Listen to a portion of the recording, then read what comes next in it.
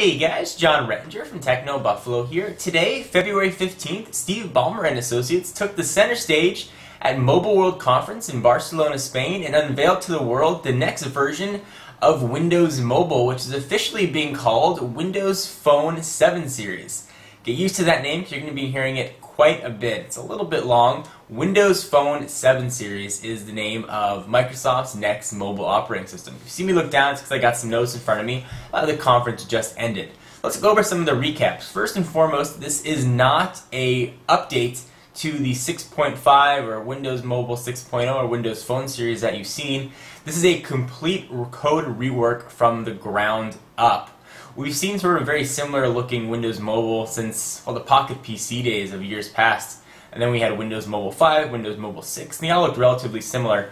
This is a complete, utter rework with an entirely new design and user interface. So first, we've got Xbox Live and Zune integration, which is quite nice. They're all sort of done with these new tile interface. And they're calling these live tiles or smart tiles. Essentially what they are little widgets that update in real time. So you can have tiles for Facebook updates, or you could have tiles for email. It's sort of these new way to interact with the phone. These little tiles are customizable and you can scroll vertically and you can add as many as you'd like. You could add tiles for your friends and family. If, let's say you got a girlfriend's on Facebook, you should have her own tile, and as she updates her Facebook profile, the tile picture is going to change. You'll see some images, and I'll put them up as I'm talking about what the home screen looks like, so you can get a sense of what it's going to be when you interact with the device. It's really got a lot of social networking integration built into this tile interface.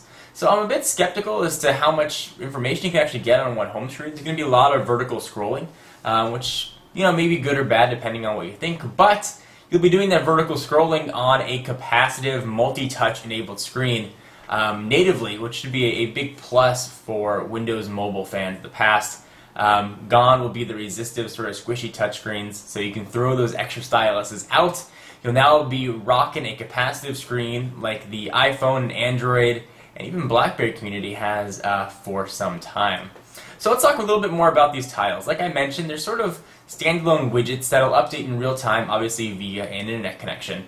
And they'll always be able to give you information as it's coming through. So your email will update, your Facebook will update, Twitter, and it sort of brings all these things together, all of the emails and all the contact lists that you get from work email, or your corporate email, personal, and all your social networking. Think of it similar to Palm Synergy on WebOS. That's also present throughout the new Windows Phone 7 series. If you've seen what the Zune HD interface looks like, that's very similar to what the menu system of Windows Phone 7 series is going to look like, which I was a big fan of. I really liked the Zune HD interface. It was very smooth, list-based, and it worked very well. And I think we're going to see sort of that same working very well into Windows Mobile, Windows Phone 7 series. No more start menu, no more sort of lists that you saw on the home screen where just a bit of icons. You're now going to get a very immersive, interactive environment, which is quite nice. Microsoft is also going to put a much tighter control over the hardware and software. So there are going to be minimum requirements that each vendor is going to have to meet in order to run the new operating system. So you're going to see a certain level of performance amongst all the phones, which will be quite nice. On the downside, if you're a fan of TouchFlow 3D or TouchWiz or any other user interface that has been put on top of Windows Mobile in the past, you're going to be disappointed because Microsoft is going to be no longer allowing custom skins on the UI. So depending on what you think about the new operating system, that's either a good or a bad thing. Sort of on the positive end, you're going to always get the same experience from phone to phone. Certainly the form factor might vary, whether or not it's got a QWERTY keyboard, a physical keyboard, or whatever it might be. The experience is going to be relatively similar, which I think people may like. There's some other cool integration they have. You can have all your photos from the web and on your device sort of come into one, harkening back to that sort of Palm Synergy type thing. It's everything Microsoft kept saying, your whole life on your phones. Everything that you do online in the digital world will sort of be integrated right into your phone. It's sort of nice looking package. You'll be able to sync over Wi-Fi, which is another sort of cool feature. There's also, sort of probably most importantly, a completely new browser, a new version of Internet Explorer or Mobile Internet Explorer that's based off the desktop version, which is multi-touch enabled. It finally looks like Microsoft has built a very capable browser, one that can compete with the iPhones and the Androids of the world. They showed it off in a few videos and it looked to be very, very nice. There was no mention of Flash support, although it will not be supported for some time, but Adobe and Microsoft have both said that Flash will come to Windows Phone 7 series. So overall, it looks to be a complete and radical departure from Windows Mobile of the past. I think it's a very bold move by Microsoft. Primarily, Windows Mobile had been geared at professionals. It was aimed at sort of the enterprise crowd.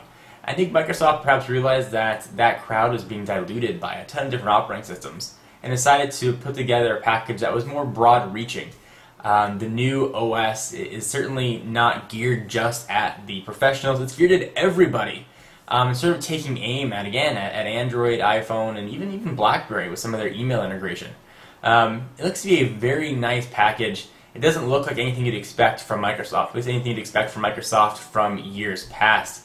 It looks to be a very complete, feature-rich operating system, which certainly will have years and years of support.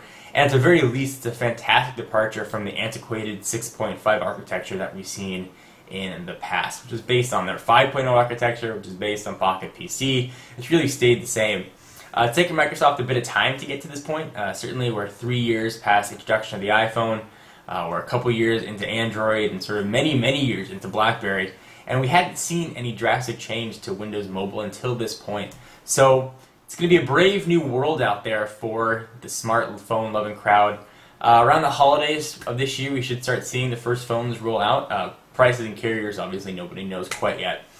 So what do you guys think about Windows Phone 7 series? It's quite a lot to say. It looks to be a pretty decent operating system and one I'm looking forward to playing with. So what are your thoughts? Are you going to pick up a device? Are you excited about it? Are you going to wait for a new phone? Or do you have absolutely zero interest? Or maybe you fall somewhere in between. Kind of curious what you have to say. Anyway, I'm John Rettinger from Techno Buffalo, and for all your Windows Phone 7 series updates, be sure to check out the channel and technobuffalo.com. I'll see you guys in the next video. Bye-bye.